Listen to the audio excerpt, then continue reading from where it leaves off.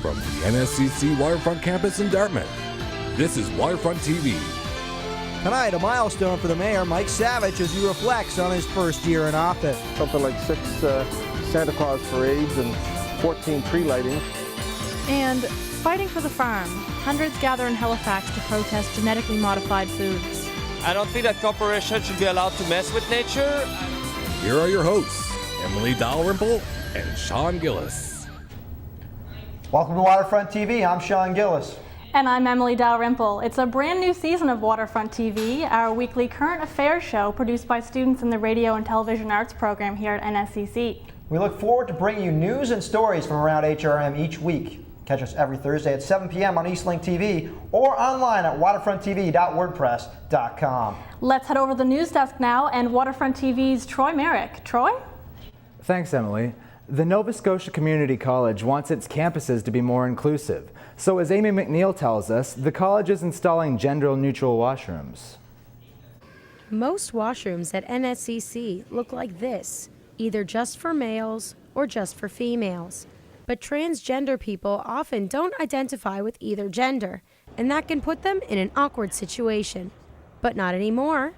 NSCC's Waterfront campus just opened these, which are gender neutral and for anyone to use. Jackie Claremont is a business administration student at the NSCC Waterfront campus. She says that gender-neutral washrooms are important. I personally believe that gender-neutral washrooms should be mandatory in all public locations, schools, gyms, places where people deserve to feel comfortable going to the bathroom. Last year, Dalhousie University opened 29 gender-neutral washrooms on its campus. Laura McIntosh is a peer ally at Dal who pushed for the change.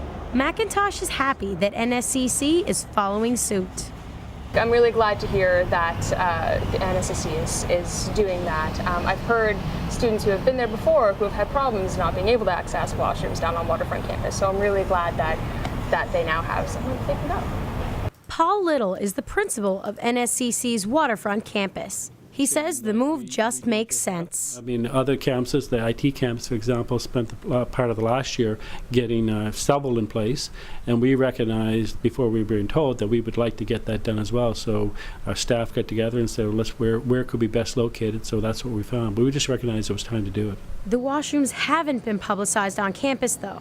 And Jackie Claremont says that needs to happen so people know they have a choice. I think that with places like NSCC that are trying to be more new age, like they've got all this green equipment, they've got all this environmentally friendly things, they're trying to cut back on paper use, they're making more things available to students. Gender neutral washrooms should be one of the things they're making available. And everybody else should start doing that too. College officials say the plan is to have gender-neutral washrooms at all 13 NSCC campuses across the province, and they'll be installed as the campuses get updated. Amy McNeil, Waterfront TV, Dartmouth. Nova Scotia Power is considering outsourcing some jobs. The company says it needs to cut almost $30 million from its budget. It's in talks with other vendors to see if they can provide some services at a lower cost. Jobs affected could include maintenance, meter reading, and line work. The company will make a decision early next year. A local playwright wants people to think critically about our country's leaders. Becca Babcock is the creator of Stage Left. It's a new play about an old play. In 1933, a play called 8 Men Speak was shut down by police after just one performance. The play told the story of a man who was arrested for being a communist.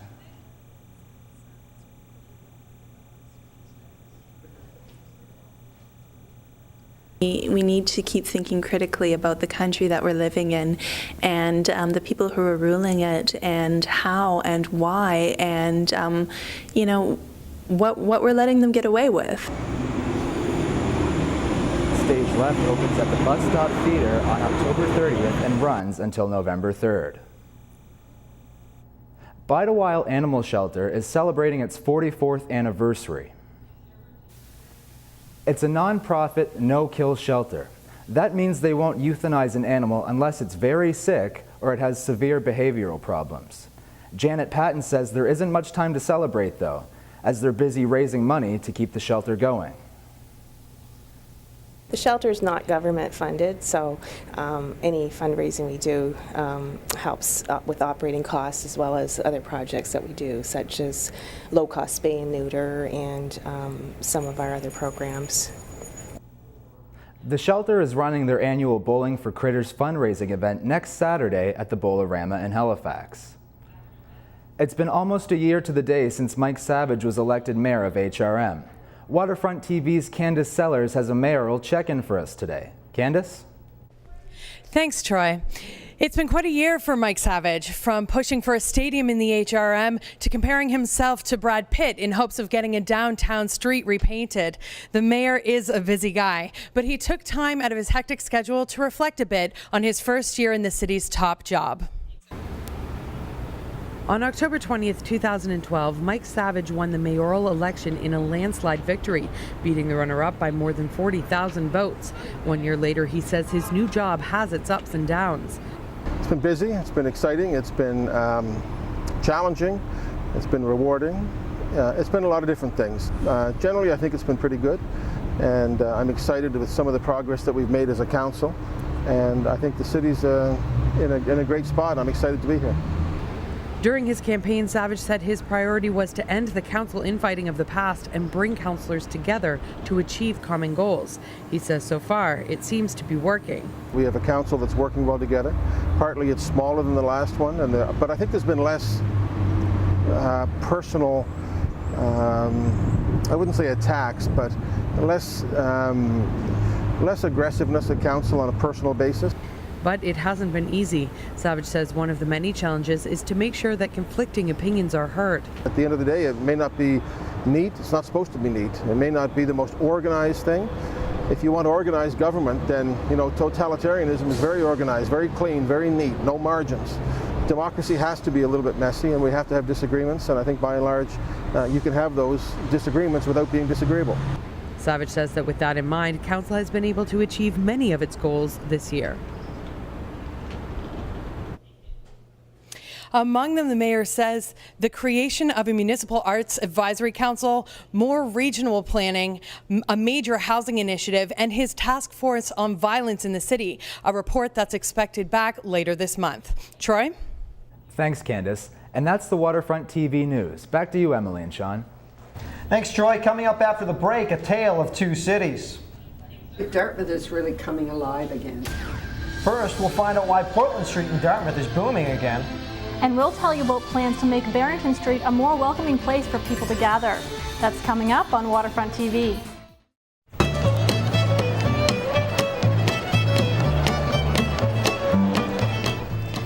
Here we have a look at a cello player at the Halifax Farmers Market. And I see this guy almost every time I go there, and there's all kinds of great healthy food at the market. The unfortunate thing, I'm usually stuffing my face with delicious chocolate-covered carbs, which isn't really healthy. But speaking of buying local, Portland Street in Dartmouth is making a comeback, and after years of businesses closing up and moving out, the street is full of new shops and a new vibe. Emily Dalrymple has the story. Visitors and residents of downtown Dartmouth have a whole host of new businesses to explore. Boutiques, cafes, bars, and a new art gallery have all opened up on Portland Street in the last few months. Jane McDougald is the owner and director of the Art Gallery. It opened just a few weeks ago and is the newest addition to the street. So far, she says there's been a lot of interest. I think it's been wonderful. I've really only heard positive comments so far from people who are happy to see different types of businesses picking up.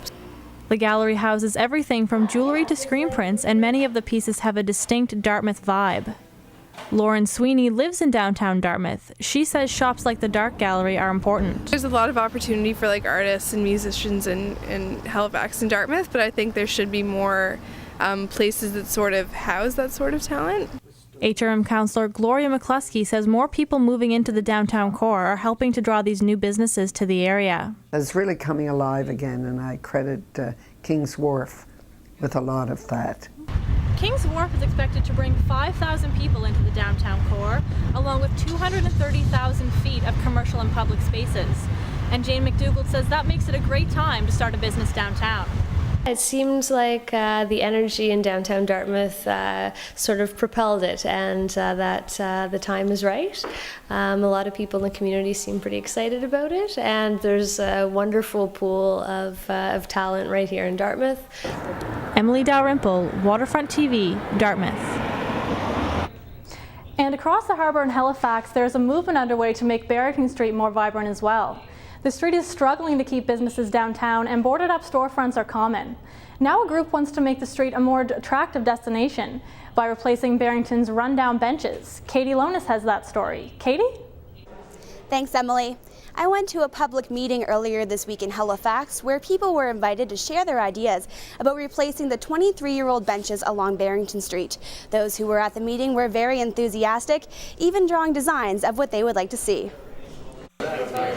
Jeff Haggett is worried about Barrington Street, but he came to this meeting because he sees its potential. There's so many opportunities that you encounter on a month-to-month basis. You think, why isn't this getting better? Or why isn't that getting better?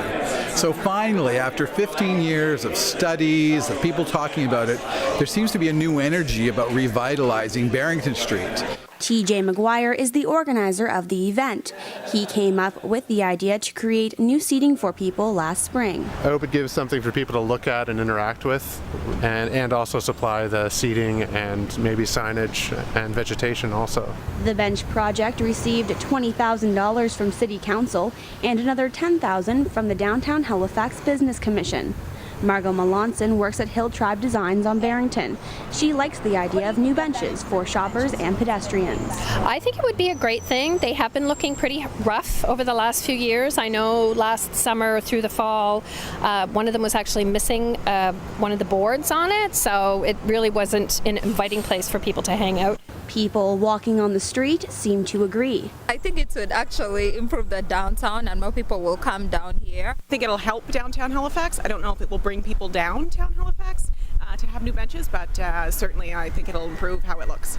Back at the meeting, Jeff Haggett says it's not just about benches. It's about creating spaces for people to gather and create community. I still think it should be a place that people feel relaxed and comfortable in, that a place where impromptu or surprising things can happen, and that it be something that you enjoy both during the daytime and also during the evening, and also a place that works both in this warm summer day but also some place that could be fun in the wintertime.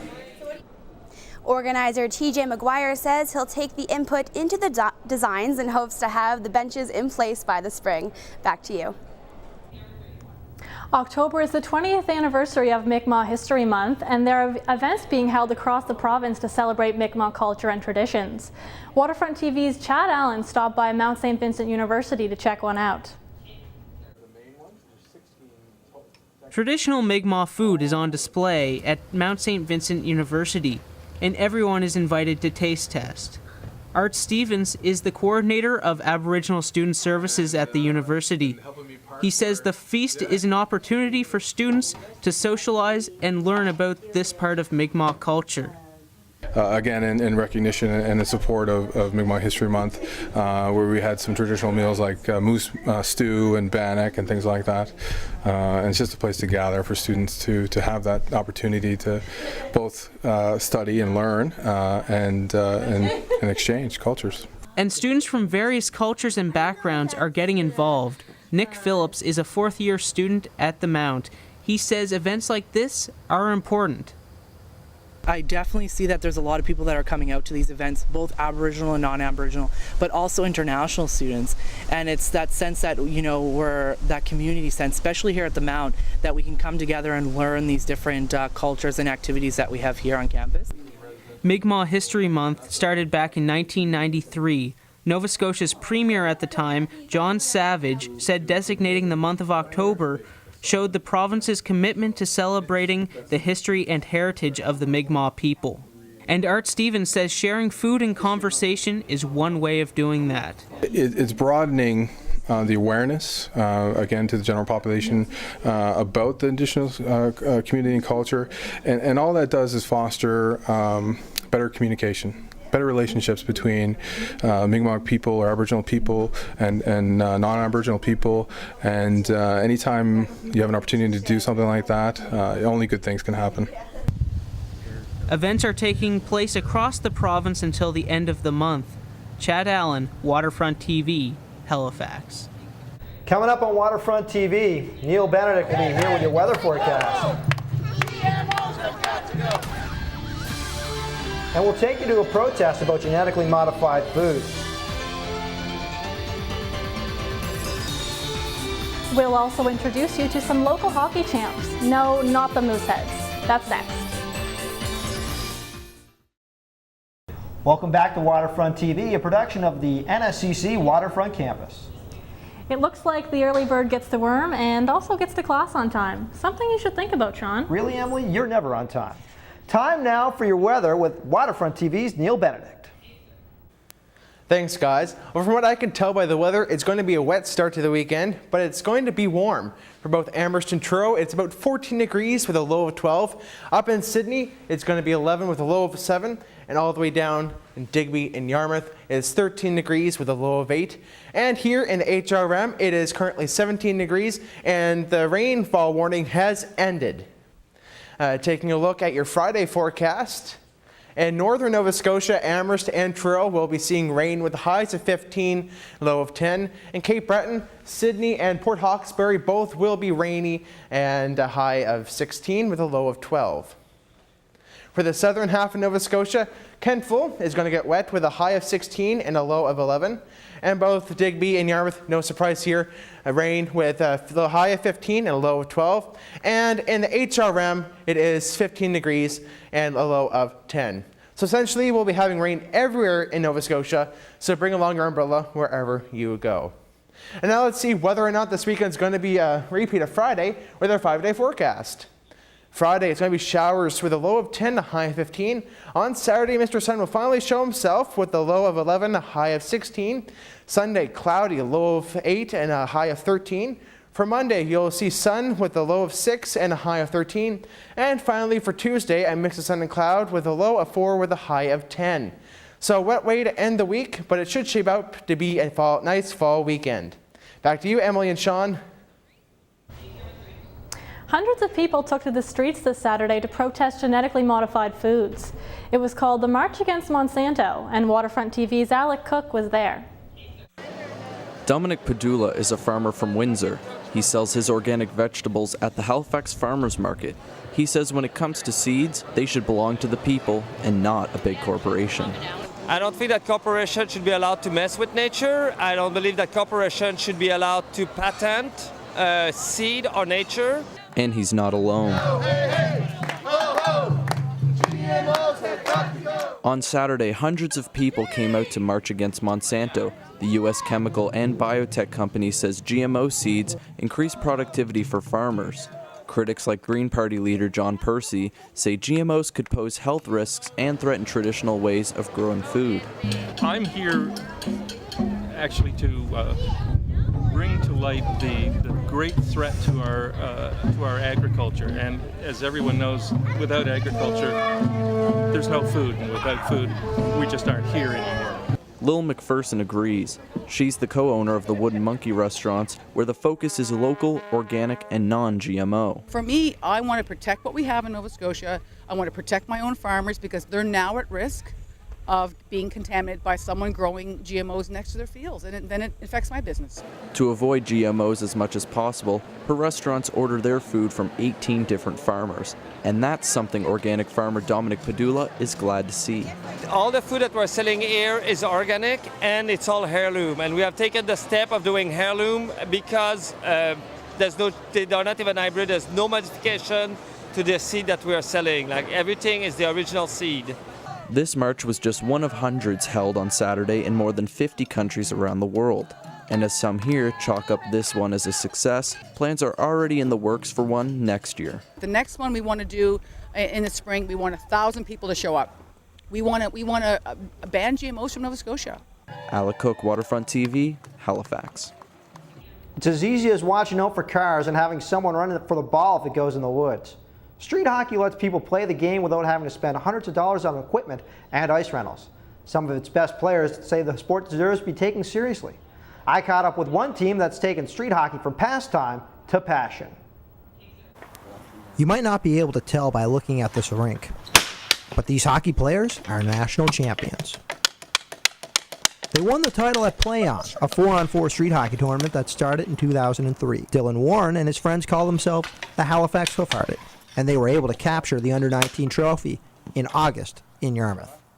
The finals, I can't even explain, man. There must have been probably 500 some players. There are people watching. It was unbelievable, man. And can't think of a better team to have an experience like that. Hockey is woven into our national fabric, and street hockey is a part of that identity. Although participation in the Play-On tournament was up 30% last year, the adoption of year-round organized street hockey has still not happened. Stephen Holman has created an arena for the kids in the community to get off the streets and still have a place to play. Well, I'll tell you what, this place here is pretty busy with the kids, and it's good to have the kids here playing instead of being out in the roads, and at least you know where everybody's at when they're here playing, right? Still, for the most part, street hockey is considered a pastime, not given the serious attention that ice hockey is. I spoke with Hockey Nova Scotia's Gareth McDonald. While they're all for getting people out and playing hockey, they see their organizing body sticking to the ice. Again, we're not in the business of governing street hockey. We would encourage kids to get out and play, but if you're going to do it in a safe and responsible manner.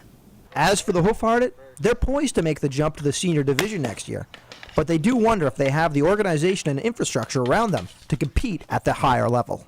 We talked to a couple guys that Play On who were talking to us about our opportunities within the next couple of years, and they're all going out to Montreal or Ontario, so it'd definitely be nice if there was more opportunity here in our own home province. So yeah, definitely. Now, the Hoofhearted won the national title at the end of September in Yarmouth, and while they wait for street hockey to gain more respect and status in the province, Warren says they'll play on. As for us, we're now all played out. Yes, Sean, that's the end of the show for this week. Thank you for joining us, and thank you to Eastlink TV for giving us the airtime. Please be sure to tune in again next week for all your HRM news. You can catch us on the web at waterfronttv.wordpress.com or just search Waterfront TV. I'm Sean Gillis. And I'm Emily Dalrymple. For Waterfront TV, have a good night.